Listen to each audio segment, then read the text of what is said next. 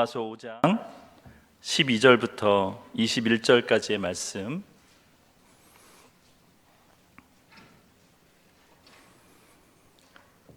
저와 여러분이 한 절씩 교독하도록 하겠습니다. 그러므로 한 사람으로 말미암아 죄가 세상에 들어오고 죄로 말미암아 사망이 들어왔나니 이와 같이 모든 사람이 죄를 지었으므로 사망이 모든 사람에게 이르렀느니라.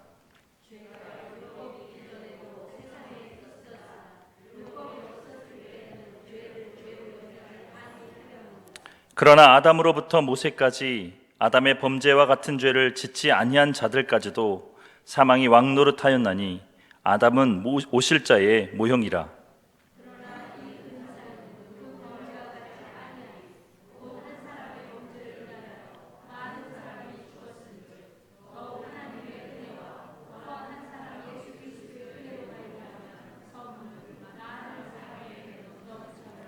또 이 선물은 범죄한 한 사람으로 말미암은 것과 같지 아니하니 심판은 한 사람으로 말미암아 정죄에 이르렀으나 은사는 많은 범죄로 말미암아 의롭다 하심의 이름이니라.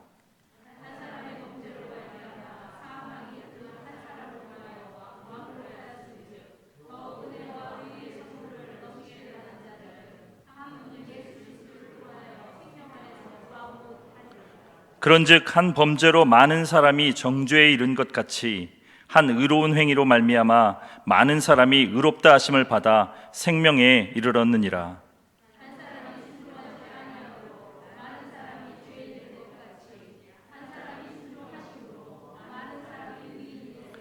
율법이 들어온 것은 범죄를 더하게 하려 함이라.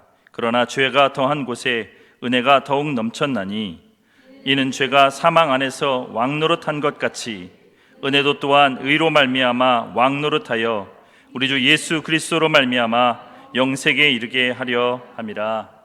아멘. 아멘. 위로라는 말이 있습니다. 위로는 사전적 의미로 따뜻한 말이나 행동으로 괴로움을 덜어주거나 슬픔을 달래는 행위를 말합니다.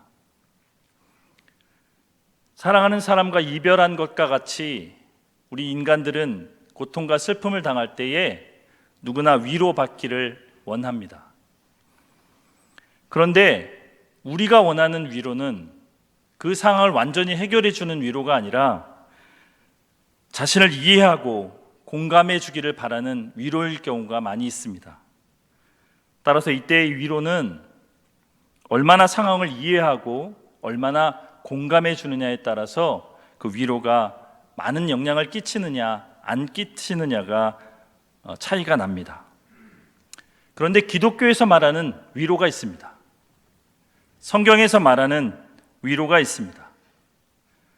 살아서나 죽어서나 우리에게 위로를 줄 수 있는 위로에 대해서 성경은 이야기합니다.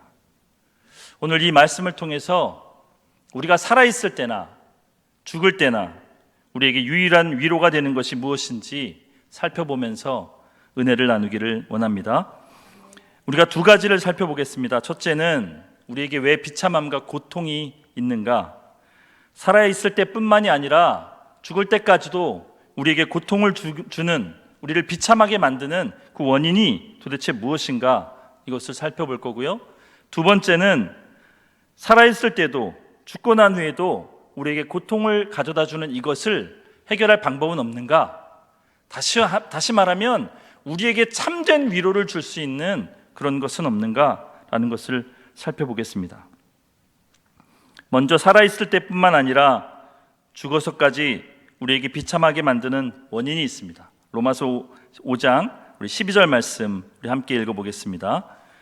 그러므로 한 사람으로 말미암아 죄가 세상에 들어오고 죄로 말미암아 사망이 들어왔나니 이와 같이 모든 사람이 죄를 지었으므로 사망이 모든 사람에게 이르렀느니라.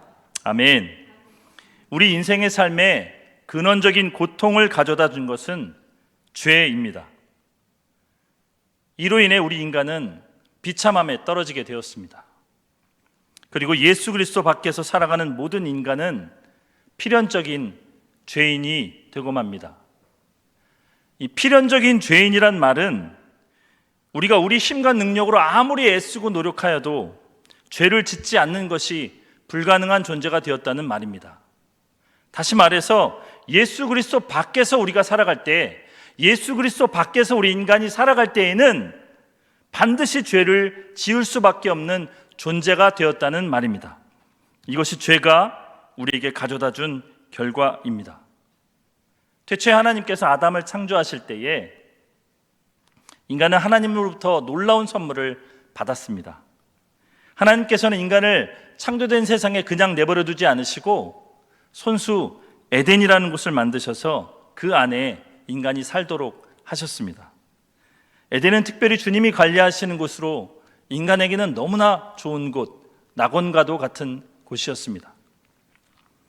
하나님은 그냥 그렇게 좋은 환경만 주시는 것이 아니라 인간에게 아주 놀라운 선물을 또 주십니다. 그것은 하나님과 영적으로 교제하는 것이었습니다. 여러분, 창세기에 보면 아담이 서늘할 때에 하나님과 거닐면서 교제했다고 기록하고 있습니다. 하나님과 영적으로 교제할 수 있는 유일한 존재가 우리 인간이었습니다.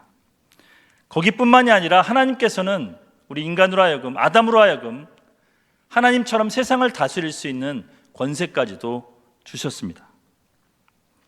그런데 그 아담이 사단의 꾀임에 넘어가서 죄를 짓게 됩니다. 그 죄는 피조물이 하나님처럼 되려고 하는 것이었습니다. 아무리 인간의 능력과 권력이 뛰어나더라도, 아무리 인간이 세력을 많이 모으고 노력하고 발전하더라도 인간은 결코 하나님이 될 수 없습니다. 인간이 결코 이룰 수 없는 이 강렬한 욕망, 이것을 철학에서는 리비도라고 하더군요. 이 리비도, 인간이 이룰 수 없는 이 강렬한 욕망을 인간이 원하고 바랄 때에 인간은 하나님을 반역하게 되었고 죄를 짓게 되었습니다. 세상에 없던 죄가 이 세상에 들어오게 된 것입니다. 이 죄는 인간을 타락시키고 하나님께서 주신 영적인 능력을 상실케 합니다. 그리고 그들이 하나님을 향해 행해야 하던 것들을, 하나님을 향해 마땅히 드려야 하는 것들을 자기 자신을 위해서 사용하기 시작합니다. 그리고 재물과 권력, 쾌락과 명예, 인기 같은 것을 탐하기 시작합니다. 그래서 성경은 그 행위에 대해서 이렇게 우리에게 경고하고 있습니다. 요한일서 2장 15절에서 16절 말씀입니다. 이 세상이나 세상에 있는 것들을 사랑하지 말라. 누구든지 세상을 사랑하면 아버지의 사랑이 그 안에 있지 아니하니, 이는 세상에 있는 모든 것이 육신의 정욕과 안목의 정욕과 이생의 자랑이니 다 아버지께로부터 온 것이 아니요 세상으로부터 온 것이라. 인간은, 이 죄지은 인간은, 죄 속에 거하게 된 인간은 스스로를 위해서 살게 되었습니다. 그리고 스스로가 나는 정말 자유로운 사람이라고 생각하게 되었습니다. 그런데 실상은 그렇지 않습니다. 이 죄지은 인간은 거대한 죄의 세력 밑에서 발버둥치며 죄의 노예로 살아야 되는 비참한 존재가 되고 만 것입니다. 죄의 결과로 생겨난 그 심판, 죄의 대가로 받게 될 그 죽음이라는 형벌을 인간은 받게 되었습니다. 인간은 더 이상 에덴에서 살던 자유로운 자가 아니었습니다. 인간은 모든 것이 타락하고 죄의 노예가 되고 만 것입니다. 죄의 노예로서 비참함과 고통과 죽음의 두려움으로 살아가는 인간은 죄 아래에서 나고 죄 가운데 살고 죄 아래에서 죽게 되었습니다. 이 인간의 비참함에 대해서 잘 나타내는 것이 시편 51편의 말씀입니다. 여러분, 하나님께서 내 마음에 합한 사람이라고 이야기했던 다윗이 있었습니다. 이 다윗은 어릴 때부터 하나님의 능력을 체험했던 사람입니다. 이 다윗이 어린 나이에 양을 돌볼 때에 사자가 그 어린 양을 입에 물고 도망갈 때 성경에 보면 다윗이 쫓아가서 그 사자의 입을 찢어 그 양을 구했다라고 되어 있습니다. 그리고 곰이 양을 해치려고 할 때 막대기로 그 곰을 쫓아냈다고 기록되어 있습니다. 여러분, 그 어린 다윗이 무슨 힘과 능력이 있어서 이런 일을 했겠습니까? 다윗은 자신과 늘 함께 하시며 자신을 보호하시고 인도하시는 하나님에 대해서 날마다 체험하고 살고 있었습니다. 그랬기에 골리앗 앞에서도 다윗은 기죽지 않았습니다. 왜냐하면 하나님은 살아계신 하나님이니까요. 하나님은 능히 저 골리앗까지도 이겨낼 수 있게 하실 분이니까요. 사자의 입으로부터, 곰의 발로부터 자신을 구해냈던 그 하나님, 그래서 다윗은 결국 하나님의 축복을 받아 왕이 됩니다. 그럼에도 불구하고 다윗은 우리와 마찬가지로 죄된 인간이었습니다. 우리아의 아내를 겁탈하고 그것을 숨기기 위해서 우리아를 전방의 최선봉으로 내보내 일부러 죽게 만들고, 우리아의 아내가 임신한 것을 숨기기 위해서 꼭 자기가 자비를 베풀어서 그 아내를 취하는 것처럼 우리아의 아내를 후처로 취합니다.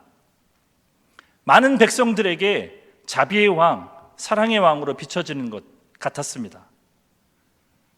그런데 죄가 하나님의 말씀 앞에 드러나게 되었을 때 다윗은 그 자리에서 무너지고 맙니다. 그리고 회개하며 하나님 앞에 이렇게 고백합니다. 시편 51편 3절에서 5절까지의 말씀에 무릇 나는 내 죄가를 아오니 내 죄가 항상 내 앞에 있나이다. 내가 죄악 중에서 출생하였으며 어머니가 죄 중에서 나를 잉태하였나이다. 여러분, 이게 죄 가운데 사는 우리 인간의 현 주소입니다. 모든 사람은 죄로 인해서 비참함과 고통 속에서 죄의 종으로 살 수밖에 없는 존재가 된 것입니다. 그렇다면 살아있을 때나 죽어있을 때나 살아서나 죽어서나 우리에게 고통과 비참함을 안겨다주는 이 죄의 문제를 해결할 수 있는 방법은 없는 것인가? 이것들을 해결하고 우리에게 위로를 주는 것이 무엇인가? 우리 다시 한번 묵상해 보는 시간을 갖겠습니다. 부모님을 일찍 여의고 살아가는 두 형제가 있었습니다. 세상에 의지할 사람이라고는 그 형제뿐이었습니다. 그래서 그 둘은 서로 날마다 의지하고 사랑하며 살아갔습니다. 형은 믿음이 참 좋았습니다. 그러나 동생은 잘하면 잘할수록 믿음 좋은 형과 자꾸 엇나가게 되었습니다.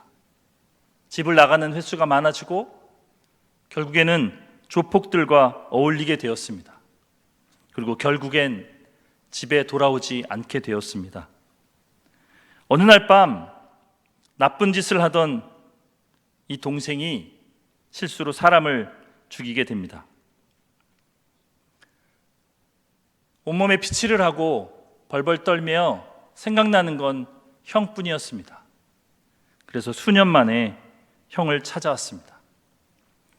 형, 나 사람을 죽였어. 사태의 심각성을 파악한 형은 동생에게 이렇게 말합니다. 그 옷 벗고 빨리 옷장으로 숨어. 동생의 숨은 것을 확인한 형은 얼른 동생이 입었던 그 피 묻은 옷으로 갈아입습니다. 얼마 안 돼요.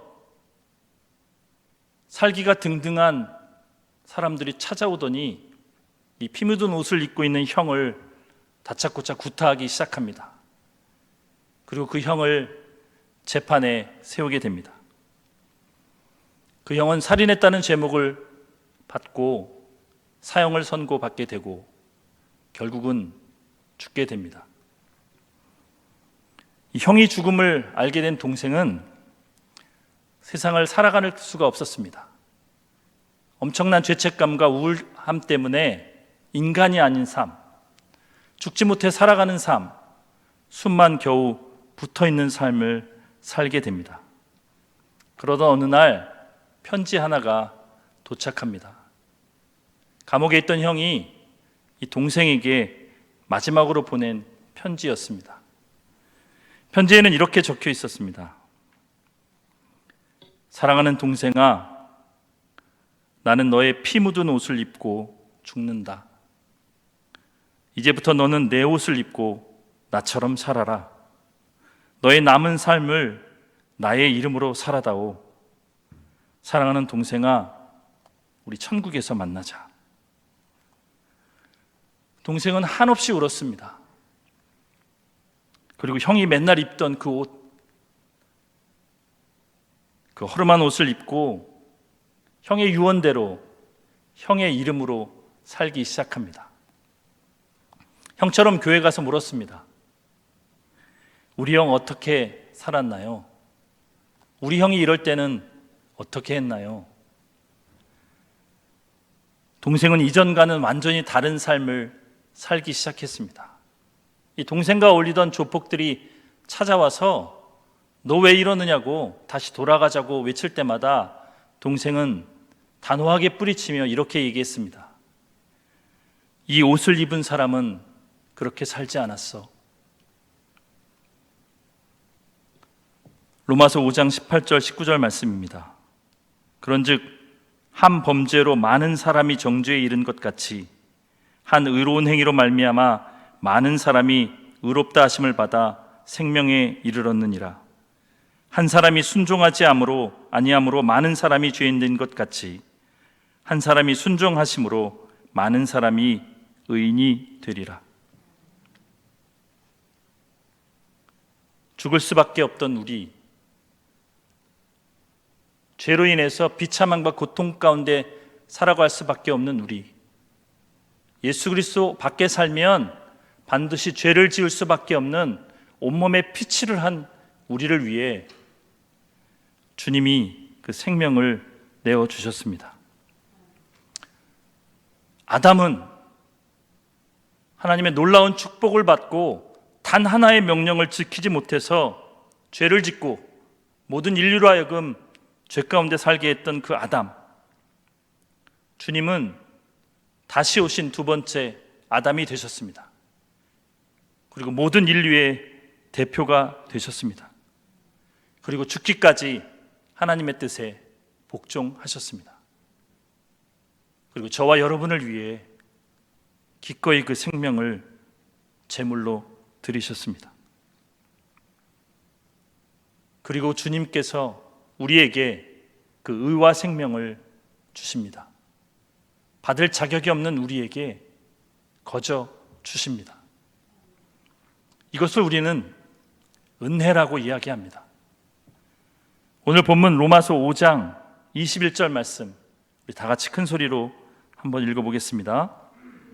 이는 죄가 사망 안에서 왕노릇한 것 같이 은혜도 또한 의로 말미암아 왕노릇하여 우리 주 예수 그리스도로 말미암아 영생에 이르게 하려 함이라.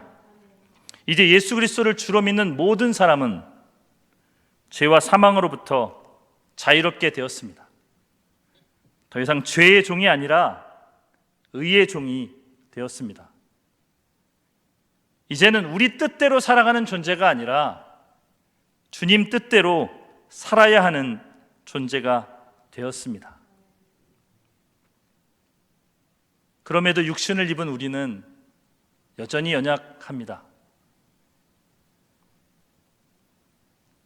형의 옷을 입고 다른 삶을 살게 된 동생처럼 우리에겐 시시때때로 유혹이 있고 넘어짐이 있고 실수가 있습니다.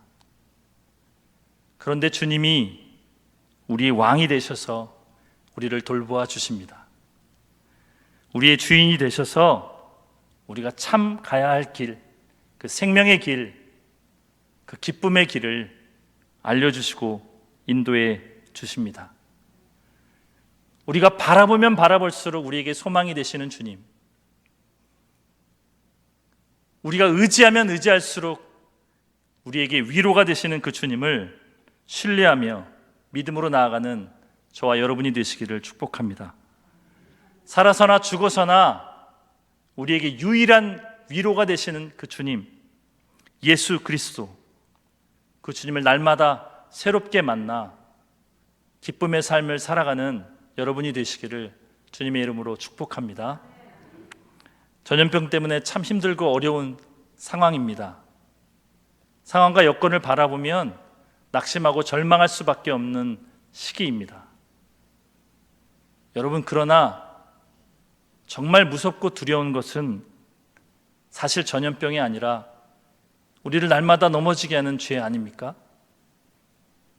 우리로 하여금 주님과 멀어지게 만드는 어떤 것 아닙니까? 우리로 하여금 기도하지 못하게 하고 말씀에 귀 기울이지 못하게 하고 예배를 쉬게 하는 그것 아닙니까?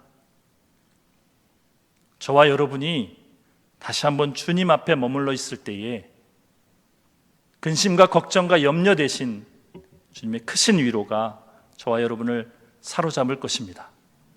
여러분에게 우리 사랑하는 나라 위에 이 주님의 위로가 가득하기를 간절히 축복합니다. 기도하겠습니다. 살아서나 죽어서나 우리는 우리의 것이 아닙니다. 몸도 영혼도 우리 신실하신 예수 그리스도의 것입니다.